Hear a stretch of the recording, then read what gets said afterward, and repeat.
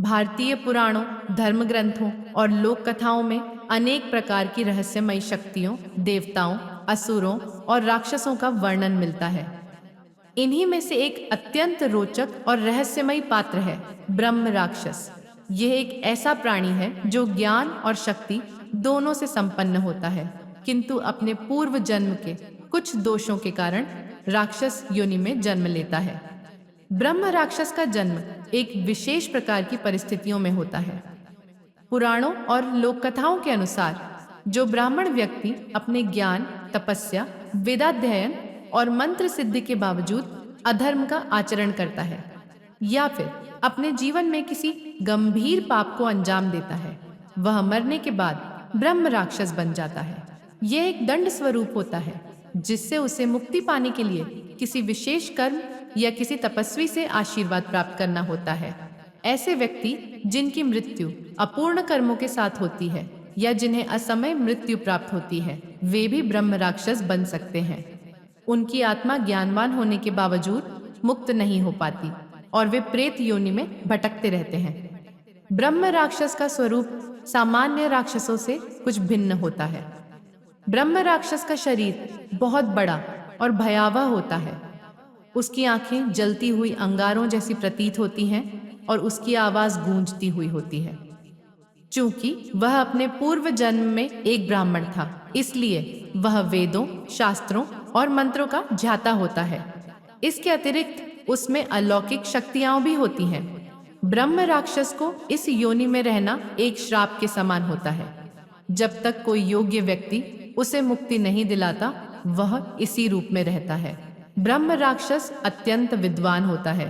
उसके पास शास्त्रों, पुराणों और मंत्रों का अद्भुत ज्ञान होता है। कई कथाओं में बताया गया है कि ब्रह्म राक्षस कभी कभी मानव जीवन में हस्तक्षेप करता है। कुछ मामलों में वह ज्ञान प्रदान करता है तो कभी अपने क्रोध से हानि भी पहुंचाता है। विक्रम बेताल की कहानियों में एक कथा ब्रह्म राक्षस से संबंधित है। इसमें एक विद्वान ब्राह्मण जो अपनी तपस्या और ज्ञान के कारण अहंकारी हो गया था, मरने के बाद ब्रह्म राक्षस बन जाता है। राजा विक्रमादित्य अपने बुद्धि और परोपकार के गुणों से उसे मुक्त करते हैं। एक अन्य कथा में एक पंडित जो अपनी विद्वत्ता के कारण अत्यधिक अहंकारी हो गया था और अपने ज्ञान का दुरुपयोग करता था, मरने के बाद ब्रह्म राक्षस बन गया। उसकी आत्मा एक पीपल के वृक्ष में वास करने लगी और वहां आने वाले यात्रियों को भयभीत करने लगी। एक तपस्वी ने अपनी सिद्धियों से उसे मुक्त किया। रामायण और महाभारत में ब्रह्म राक्षस का प्रत्यक्ष उल्लेख नहीं मिलता, लेकिन अनेक स्थानों पर ऐसे प्राणियों की चर्चा होती है जो ब्राह्मण होते हुए भी किसी अभिशाप या पाप के कारण राक्षस योनि में आ गए। एक कथा के अनुसार राजा हरिश्चंद्र को एक ब्रह्म राक्षस से मुक्ति दिलाने के लिए कठिन परीक्षा से गुजरना पड़ा था। एक और कथा में महर्षि वशिष्ठ के शिष्य ने अपने गुरु के आदेशानुसार एक ब्रह्म राक्षस को मोक्ष दिलाया था।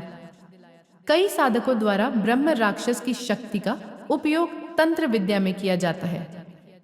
यह अत्यंत कठिन और जोखिम भरा होता है। यदि ब्रह्म राक्षस अपने पूर्व जन्म के कुछ दोषों के कारण इस योनि में है, तो उसके वंशज यदि विधि पूर्वक तर्पण और दान करें तो उसे मुक्ति मिल सकती है। किसी योग्य व्यक्ति द्वारा किए गए पुण्य कर्म या धार्मिक अनुष्ठानों से भी ब्रह्म राक्षस को शांति मिल सकती है।